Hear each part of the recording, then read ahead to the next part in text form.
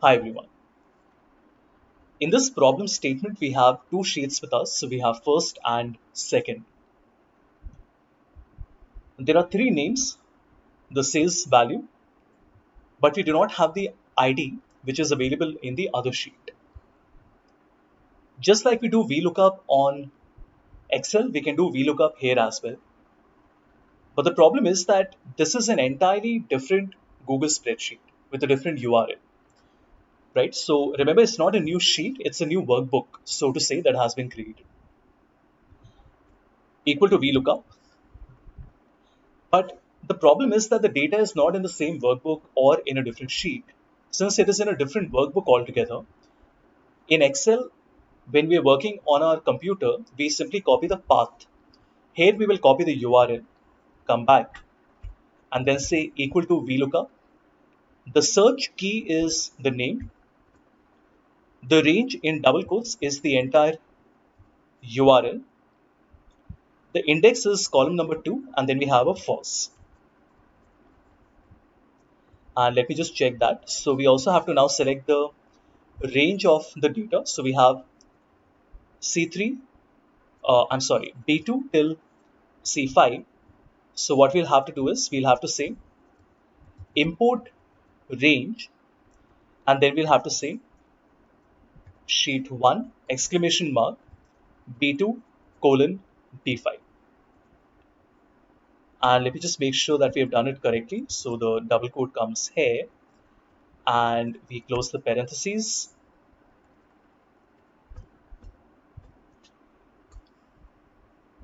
And as you can see, we get the result. Let me also put the dollar sign, and then I'll take you through the formula once again. As you can see, we are getting the result. So the way it works is that B3 is my lookup value, which is the name Havish. My table array is the entire URL, which is, you can consider that as the path of that workbook, as well as the sheet and the cell. Then we have the column number, and then we have the is sorted value, in which we're going to use false here. So this is just a replacement for your VLOOKUP, but because here you might have cases where in Google Sheets your data might be in different workbooks, the concept of the URL along with the import range is super important. The other similar function I want to show you is import HTML. How this works is that I first need to have a web page with some tables on it. For example, let us say we have a web page with the GDP. And let me just make sure there is a table here. And there isn't. So let me try to search for, let's say, football. And okay, I'm not really sure what to search for, but let me quickly go and see. Okay, let's search for top grossing movies.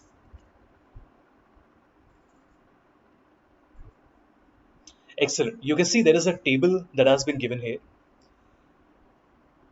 But what we need to do is to write import HTML, and we also need the number of that table. So this last argument that you see is the index number. Now, one way of doing this is to do a hidden trial. So we can simply say import HTML, put the URL in double quote. The query will be a table, that's the type. And let's put the number as 1. As you can see, it gives you the entire table using a single function. If you change it to 2, then you get the second table that is there on the web page, which looks like this. You can also try to right click and inspect the web page.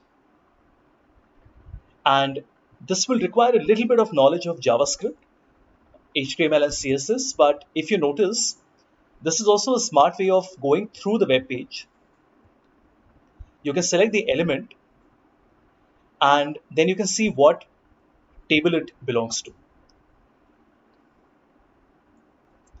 Now remember, this might still not give you the number since we are looking at the index numbers, but if you have a lot of tables, then at least it can probably help you identify the right table. But if there are only 5, 10 tables on a page, then you can always do a hit and trial and then just try to put different numbers till you get the result that you want, like this. There is one other function that might be helpful for you, but you need to know a little bit of how it works. We have something called RSS, which is an RSS feed. Let me just type RSS feed, which is really simple syndication. And we also have something called an Atom feed. These are web standards, and you use them to capture data from a website. Let me give you an example. So if I write import feed, and in the URL, I'm just going to use the URL that we already have from Google, like this, and nothing else. We just press enter. You will notice that it gives us an entire feed like this, right? And you can do this with any website which supports a feed. So I can say equal to import feed, and then in the URL, we will write